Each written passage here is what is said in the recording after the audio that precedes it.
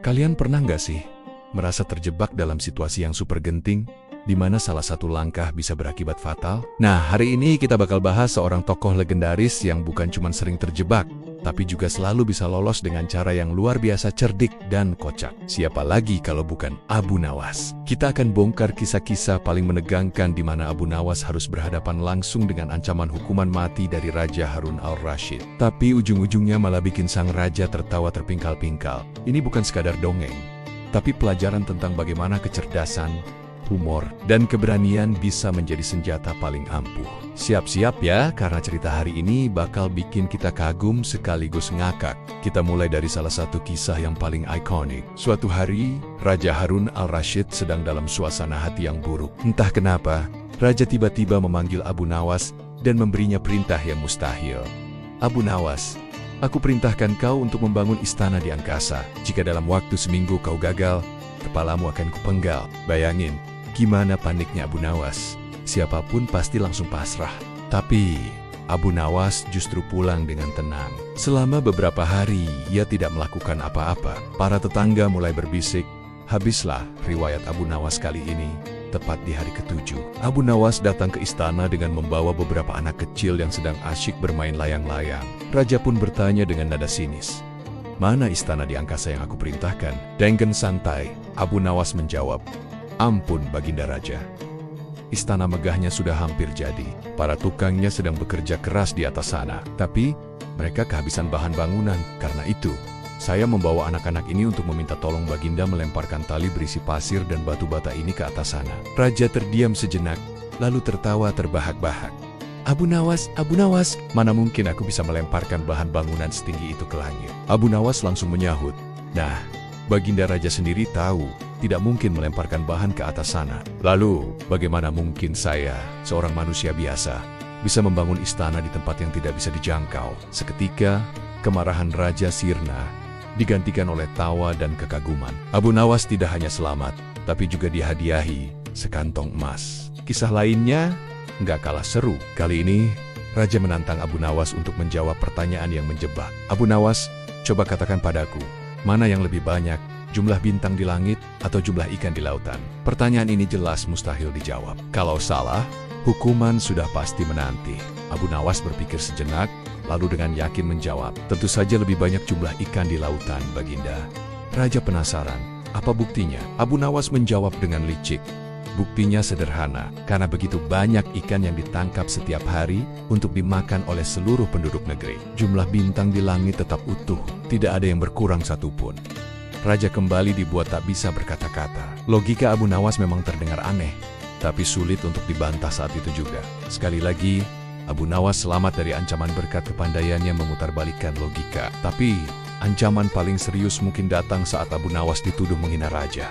Ceritanya, ada seorang menteri yang iri dengan kedekatan Abu Nawas dan raja. Menteri ini mengadu, "Baginda, saya melihat Abu Nawas sering menutup hidungnya setiap kali berpapasan dengan Baginda. Sepertinya dia tidak tahan dengan bau badan Baginda."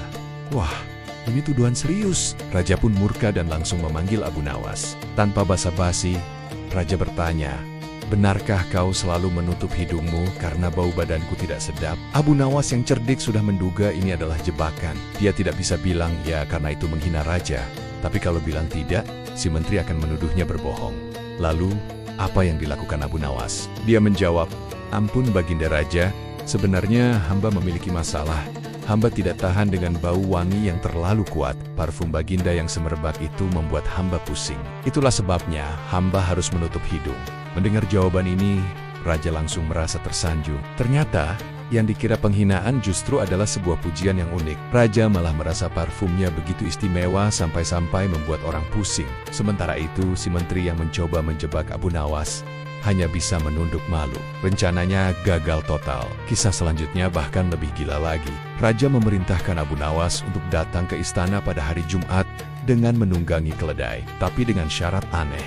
Abu Nawas tidak boleh menunggangi keledai, dan keledai juga tidak boleh menunggangi Abu Nawas.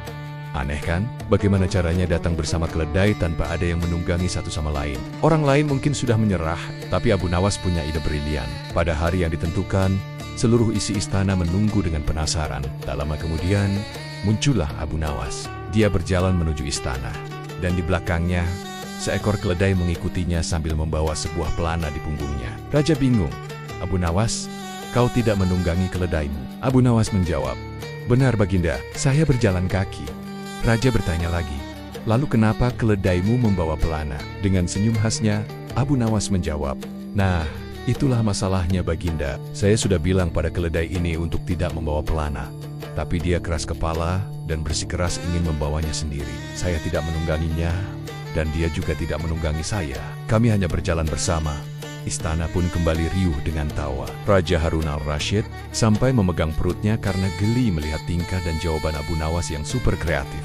Dari semua kisah ini, kita bisa melihat pola yang sama. Abu Nawas selalu dihadapkan pada situasi yang tampaknya tanpa jalan keluar. Perintah raja seringkali tidak masuk akal dan dirancang untuk menghukumnya. Tapi, Abu Nawas tidak pernah panik. Dia menggunakan senjatanya yang paling tajam, yaitu otaknya. Dia tidak melawan dengan kekerasan atau menentang secara langsung. Sebaliknya, dia memeluk absurditas perintah itu dan membalikannya dengan logika yang lebih absurd lagi. Namun sulit disangkal. Inilah yang disebut out of the box thinking, atau berpikir di luar kebiasaan. Humor juga menjadi kunci utama keselamatannya. Dengan mengubah situasi yang tegang menjadi komedi, Abu Nawas berhasil meredakan amarah raja.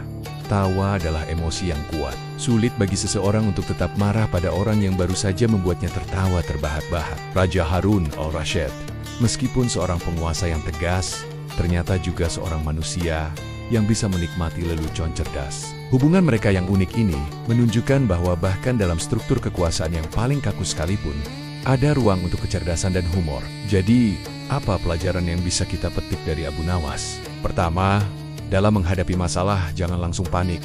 Cobalah untuk melihatnya dari sudut pandang yang berbeda. Mungkin ada solusi kreatif yang tidak terpikirkan sebelumnya. Kedua, jangan meremehkan kekuatan humor. Tawa bisa mencairkan suasana yang paling beku sekalipun dan membuka pintu komunikasi yang tadinya tertutup. Ketiga, keberanian itu bukan berarti tidak punya rasa takut. Keberanian adalah bertindak meskipun kita merasa takut. Abu Nawas pasti merasa takut setiap kali diancam hukuman mati.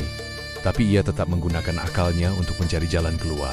Kisah-kisah Abu Nawas ini abadi karena relevan di setiap zaman. Kita semua pasti pernah berhadapan dengan Raja Harun al-Rashid dalam hidup kita. Entah itu dalam bentuk atasan yang galak, tugas yang mustahil, atau masalah hidup yang terasa berat. Belajar dari Abu Nawas, kita bisa mencoba menghadapinya bukan dengan keluhan, tapi dengan kreativitas, kecerdikan, dan sedikit tawa. Siapa tahu, masalah yang tadinya tampak seperti ancaman mematikan, justru bisa berubah menjadi sebuah cerita lucu yang bisa kita kenang sambil tertawa. Itulah beberapa kisah luar biasa tentang bagaimana Abu Nawas menyelamatkan dirinya dari ancaman hukuman mati dengan tawa dan kecerdasan. Semoga cerita-cerita ini tidak hanya menghibur, tapi juga memberikan inspirasi bagi kita semua. Kalau kalian punya kisah favorit lain tentang Abu Nawas, jangan ragu untuk berbagi di kolom komentar ya. Terima kasih sudah menonton sampai akhir. Jangan lupa untuk like, komen, dan subscribe, agar kalian tidak ketinggalan video-video menarik lainnya dari kami. Sampai jumpa di video berikutnya.